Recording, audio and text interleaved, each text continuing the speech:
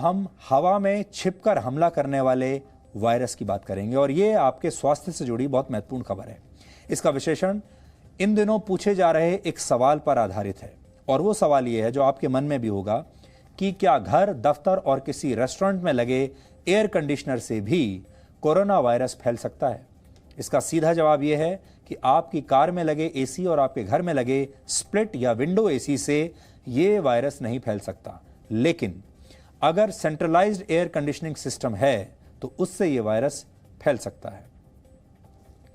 आपके घर या ऑफिस में लगा विंडो या स्प्लिट एसी किसी एक कमरे के तापमान को ही नियंत्रित कर सकता है, लेकिन जिन दफ्तरों और घरों में सेंट्रल एयर कंडीशनिंग सिस्टम का इस्तेमाल होता है वहां एक ही हवा बार बार रिसर्कुलेट होती है और यही हवा सर्कुलेशन के जरिए घर या दफ्तर की अलग अलग जगहों तक पहुंच जाती है।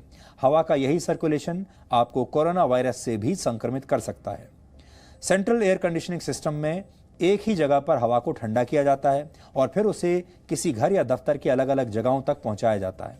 अगर ऐसे किसी घर या ऑफिस में कोई व्यक्ति कोरोना वायरस से संक्रमित है और वो छींकता है या खांसता है तो इससे हवा में छोटी छोटी बूंदें यानी ड्रॉपलेट्स फैलने की आशंका बढ़ जाती है।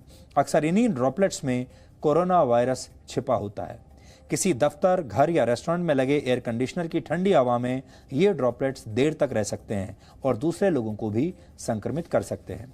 अमेरिका की सबसे बड़ी स्वास्थ्य संस्था centres for disease control and prevention यानी CDC की एक रिसर्च के मुताबिक चीन के ग्वांगजू शहर में एक एयर कंडीशनड रेस्टोरेंट में आसपास बैठे 3 परिवारों के बीच इस वायरस का संक्रमण फैल गया। यह खबर आपको चिंता में डाल रही होगी, लेकिन हम आपको यह समझाने की कोशिश करेंगे कि आखिर यह हुआ कैसे और इसमें रेस्टोरेंट में लगे एयर कंडीशनर की क्या भूमिका थी। चीन के इस रेस्टोरेंट में एयर कंडीशनर के सामने हवा बहने की दिशा में 20 फीट की जगह पर 3 टेबल्स लगे हुए थे। हर एक टेबल के बीच 3 फीट की दूरी थी और एसी की वजह से वहां की हवा लगातार रीसर्कुलेट हो रही थी, यानी घूम घूम कर एक कोने से दूसरे कोने तक जा रही थी। इसमें टेबल नंबर 2 पर बैठे परिवार में एक 63 वर्ष की महिला वुहान शहर से लौटी थी और उससे ही इस रेस्टोरेंट में मौजूद 10 लोगों को संक्रमण हुआ। इन लोगों में उस महिला के परिवार के 5 लोग भी शामिल थे।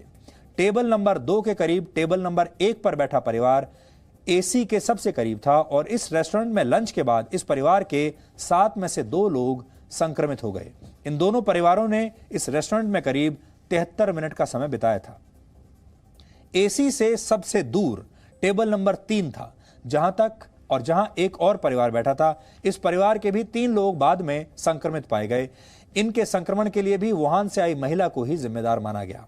कुल मिलाकर टेबल नंबर 2 पर जो महिला बैठी थी उसे पहले से संक्रमण था, यानी इस महिला ने जब खांसा या छींका होगा तब उससे निकले ड्रॉपलेट्स एसी की हवा की मदद से आसपास बैठे लोगों तक फैल गए।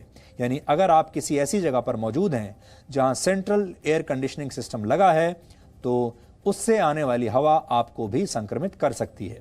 वर्ल्ड हेल्थ ऑर्गेनाइजेशन के मुताबिक किसी संक्रमित व्यक्ति के छींकने या खांसने से बने ड्रॉपलेट्स हवा में 3 फीट से ज्यादा दूरी तक जा सकते हैं, यानी 3 फीट की दूरी तय कर सकते हैं।